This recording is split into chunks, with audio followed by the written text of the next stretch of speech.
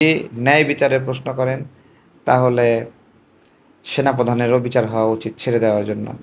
ন্যায় বিচারের জায়গায় প্রশ্ন করলে আমরা তো ডিবি হারুনকেই চেয়েছিলাম, অথবা পুলিশ প্রধান সহ বিভিন্ন যারা বাহিনীর প্রধান ওদেরকে তো চেয়েছিলাম। ওরা তো হাতের মধ্যেই ছিল। তো সেনাবাহিনীর তত্ত্বাবধানে ৬০০ কতজন ছিল, এগুলো তো ছিলই। এখন এগুলো ছেড়ে দিয়ে এখন আবার এদেরকে পাওয়া যায় বলেন? ছেড়ে দেওয়ার পরে আর পাওয়ার তো সুযোগ নাই। এটা আপনার হলো, যদি ন্যায় বিচারের প্রশ্ন করেন তাহলে সেনাপ্রধানেরও বিচার হওয়া উচিত ছেড়ে দেওয়ার জন্য, ন্যায় বিচারের জায়গায় প্রশ্ন করলে।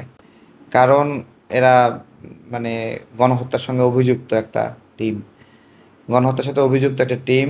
এবং আপনার হলো অন্তত সেনাপ্রধানের কাছ থেকে অথবা সেনাবাহিনীর কাছ থেকে এই তালিকাটা নেওয়ার অধিকার জনগণের আছে, যে কারা কারা অন্তত দেখা দরকার যে এইখানে ওবায়দুল কাদের ছিল কিনা এই লিস্টে, এই লিস্টে আরাফাত ছিল কিনা, এই লিস্টে মাহবুবুল হানিফ ছিল কিনা, এই ধরনের মানুষ যারা গণহত্যায় অভিযুক্ত তারা ছিল ছিল কিনা। তারপরে তাপস, ফজলেনুর তাপস, ব্যাপকভাবে হাদিস সেলিম, এরাও এই আশ্রয়ের তালিকায় ছিল কিনা, এই বিষয়গুলো দেখতে হবে। এবং আপনার হলো আহ, যে কেউ ধরেন, আমি যদি কোনো অপরাধীকে আমার বাসায় খুনিকে আশ্রয় দিই, পরিবারের সদস্য না হলে আমি একটা অপরাধী খুনিকে আশ্রয় দেওয়ার জন্য, ঠিক আছে?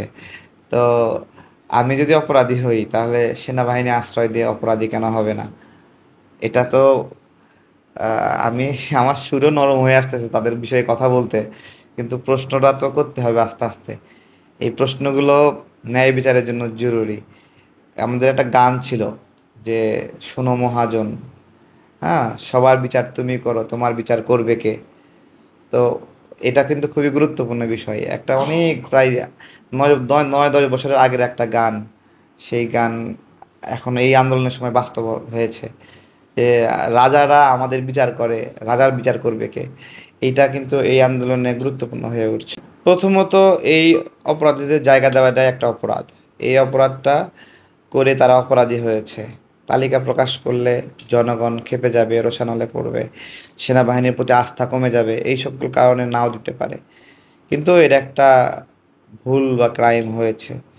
হ্যাঁ, এতগুলো মানুষকে মারলো, শেখ হাসিনাকে সসম্মানে গণভবন থেকে নিয়ে যায় করা হলো, মানে ভারতে নেওয়া হলো বিমান বাহিনীর বিমান ব্যবহার করে। হ্যাঁ, এই যে যারা রাজা, রাজারা সেফ এক্সিট পায়, এটা তো একটা খুব খারাপ।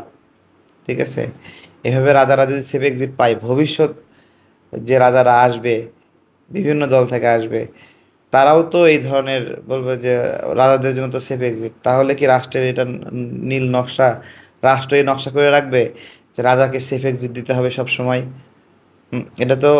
এটা তো হয় না। এটা একটা গণতান্ত্রিক দেশ, রাষ্ট্র চালায় হলো, অর্থায়ন করে জনগণ। সেই জনগণ যেহেতু অর্থায়ন করতেছে, জনগণ যেহেতু কর্তৃত্ব মালিকানা, সেহেতু মানে আপনার হলো রাজাকে যেভাবে বাঁচাচ্ছে, এটা আমাদেরকে আতঙ্কিত করে যে শেখ হাসিনার বিচার হওয়া সম্ভব না, তারপরে বড় বড় মন্ত্রী এমপিদের বিচার হওয়া সম্ভব না। এটা খুবই মানে একটা বাজে বিষয়। তাও এমন একটা সময় এই কথাগুলো বলতেছে যেই সময়ে ন্যায় বিচারের সম্ভাবনাটাই বেশি ছিল, সেই সম্ভাবনাটাই ক্ষীণ হয়ে আসতেছে। এই জন্যই আমি বলছিলাম যে আপনার হলো শেখ হাসিনাকে ক্র্যাশ করতে পারবে আওয়ামী লীগ, গণহত্যার সঙ্গে অভিযুক্ত এই দলকে শাস্তি দিতে পারবে, এইরকম দলের এই মুহূর্তে ক্ষমতায় থাকার দরকার ছিল। ঠিক আছে, সংস্কার কি করবে, সংস্কার কিভাবে করবে? আওয়ামী লীগের ডিসি নিয়োগ দিয়ে, তারপরে যে বিচারকরা রয়েছে তাদেরকে রেখে সংস্কারটা করবে কে? কে সংস্কার করবে বলেন? আমরা আসলে, আমি ইউনূস স্যারকে দেখা হয়েছিল গতদিন, আমি ওই সময় বলেছিলাম যে স্যার, আপনারা যে বলেন যে এক ফ্যাসিবাদ গেছে, সেখান থেকে নির্বাচন দিয়ে দিলাম, একটা আরেকটা ফ্যাসিবাদ আসলো, আবার আরেকজন এসে ওই রকমভাবে সরকার চালালো, মানে বুঝলাম যে হ্যাঁ, এটা ভালো না, সংস্কার করা দরকার। কিন্তু মোটা দাগে যদি তিনটা বিষয় আমাকে বলেন যে এই এই বিষয় সংস্কার করা দরকার, ঠিক আছে? তো আমি আরও অনেক উপদেষ্টাকে জিজ্ঞাসা করছি যে আপনাদের সংস্কার করতে চান, 3টা বিষয় বলেন তো, যে 3 বিষয় আপনারা সংস্কার করতে চান। ঠিক আছে? 3টা প্রবলেম বলেন, যে এই 3টা প্রবলেম সংস্কার করতে চান। যেমন আমাদের চাওয়া কি, যে তত্ত্বাবধায়ক সরকার শেখ হাসিনা বাতিল করছে, এইটা সংস্কার করতে হবে। এই সংস্কারের কেউ কোনো আলাপ কোনোদিন শুনছেন? কোনো মিডিয়ায় কেউ, কোনো মন্ত্রী, উপদেষ্টা কেউ বলছে যে আমরা এটা করতে যাচ্ছি? বলে নাই। সংস্কারটা করবে কোন জায়গায়? ঠিক আছে? পুলিশ বাহিনী সংস্কার করবে?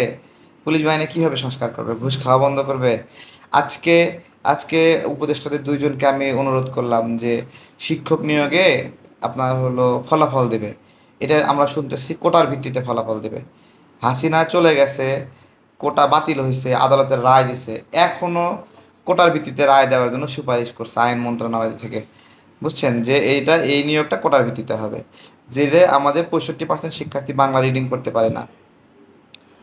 তো 65% শিক্ষার্থী বাংলা রিডিং পড়তে পারে না, কিন্তু নিয়োগ দিচ্ছে কেন? কোটার ভিত্তিতে নিয়োগ দিচ্ছে। শিক্ষক যোগ্য না। 65% যেহেতু বাংলা রিডিং পড়তে পারে না, তাই 65% বা 70% বা 50% শিক্ষক অযোগ্য, এটা ধরে নেওয়া যায়। তা আমরা বলছিলাম যে এই কোটার ভিত্তিতে নিয়োগের কারণে এই সমস্যা হচ্ছে। সর্বশেষ যে নিয়োগের ফলাফলটা আছে হাতে, ওইটা আপনারা মেধার ভিত্তিতে দেন। ঠিক আছে? তো বলছে না, এটা আগে থেকে ঠিক হয়েছিল। আমি বললাম এটা কি অন্যায় ছিল না অন্যায় ছিল? তা বলতেছে যে ওটা অন্যায় ছিল, এটা তো ঠিক ছিল না। ঠিক ছিল না বলে তো বাতিল করা হয়েছে। তাহলে বাতিল করা হয়ে গেলে ওই অন্যায়টা আবার এখন কেন প্র্যাকটিস করবেন? কোনো জবাব নাই, বয়ান নাই। এগুলো আমরা আমাদের হতাশার জায়গা। যে এই শিক্ষক নিয়োগের মানে, যে আমি যে বলছি সংস্কার যে করবে, কি ঘোড়ার ডিম সংস্কার করবে? এটা কি সংস্কারের নমুনা? আমি জিজ্ঞাসা করছি আজকে।